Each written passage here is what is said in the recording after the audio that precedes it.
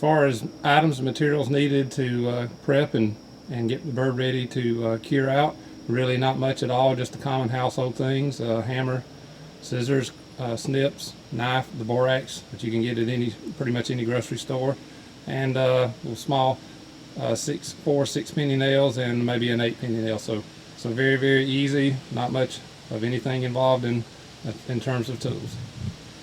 One thing to show you before I actually go out and stretch the capes out is when it comes to hanging them, all you got to do is take a nail. I take a little siding nail, it's about an 8-penny nail, and you feel around and you kind of get lined up with where the center of the fan is, and just drive the nail through, literally drive it through.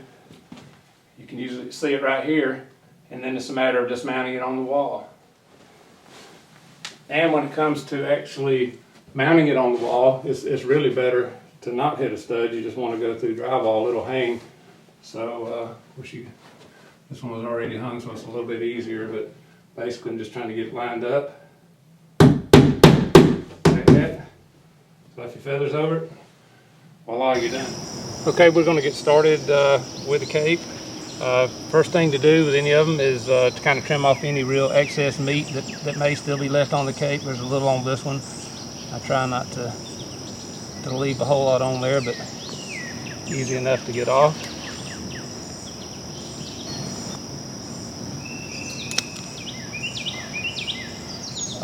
Normally when I cape, I end up with a little extra. You're trying to be safe.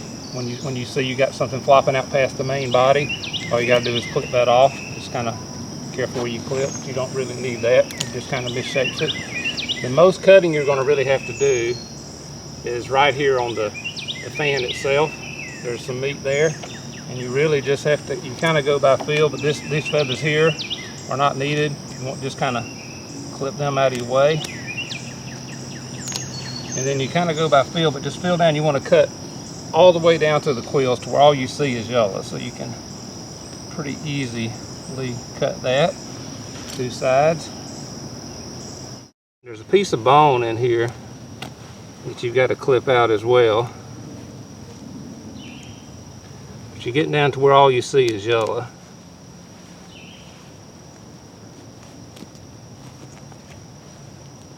See, there's a little bit of meat there. And then there's a bone that you don't have to get this out of there, but it'll sit on your wall better if you can just clip this bone out.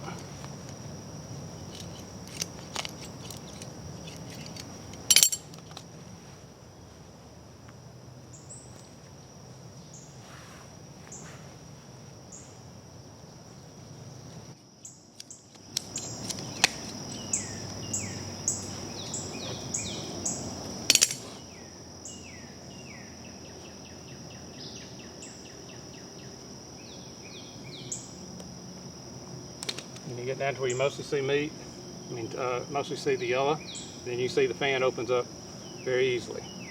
Our next step is really, you just want to stretch it out. You're mainly going to use 2 nails. I use more of a 6-penny nail on 2 ends. You're trying to kind of just put enough tension on it to get it to stretch, but not over torquing.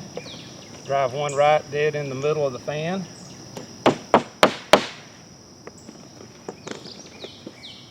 The other, you can't usually get all the way up to the very top, but get as far as you can to get in meat, and just put a little tension on it. This thing's going to take the shape that you give it.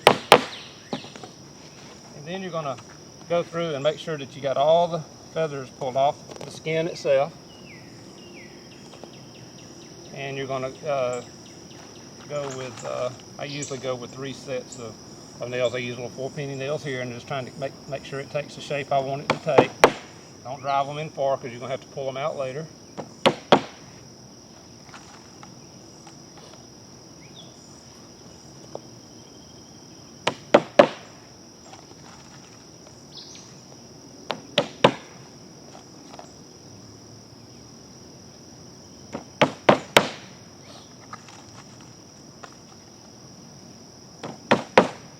And then this is pretty important part here, obviously, is this fan is going to take the shape you give it. If you don't get it to where it's straight across, it's going to take that shape. So what I do is, I use a number of nails to do this. I make sure that I've got the cape straight on the board, and that the first feathers, tail feathers are straight. I'm driving these nails close to the center of the fan, not too far out. I mean, you probably could, but there's really no need to. Tweak your feathers around so that you don't have spaces, because again, this thing will take the shape that you give it now, so just take the time. This one has, you notice, has some tips that kind of got ruffled up for some reason. Those can all be kind of worked out later. You could do it now or you can do it later, either way.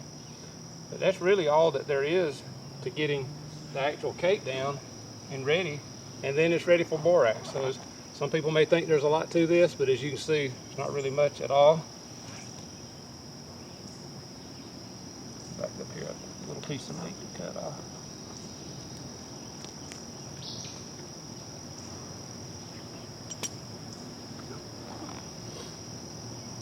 You can use salt. I've used salt earlier on, but my understanding is taxidermists recommend the borax, and that the capes will last longer if you're using borax versus salt.